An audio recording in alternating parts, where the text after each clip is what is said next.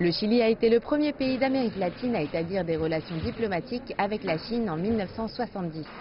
Au forum Chine-CELAC, les discussions ont abouti à 3 déclarations.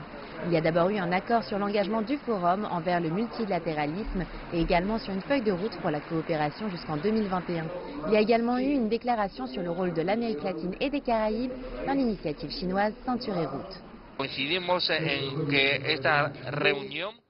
Nous pensons que cette rencontre a été un grand succès. Elle marque un nouveau commencement. C'est une poignée de main entre l'Amérique latine, les Caraïbes et la Chine à travers l'océan Pacifique. Cette rencontre confirme l'importance croissante de la Chine dans la région. La Chine a déclaré quelque chose qui est très important. Elle souhaite être le partenaire le plus fiable de l'Amérique latine et des Caraïbes et c'est quelque chose que nous apprécions grandement.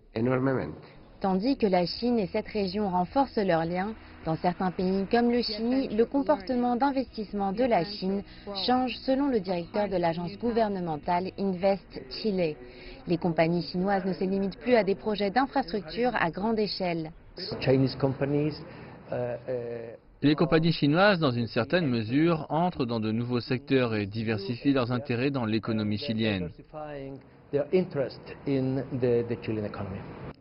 L'énergie, les fruits et le vin sont des secteurs qui attirent l'investissement chinois au Chili. Pour cette visite officielle, le ministre chinois des Affaires étrangères a rencontré à la fois la présidente Michelle Bachelet ainsi que son successeur, le président élu Sebastián Pira, afin de cimenter les relations d'aujourd'hui mais aussi celles de demain.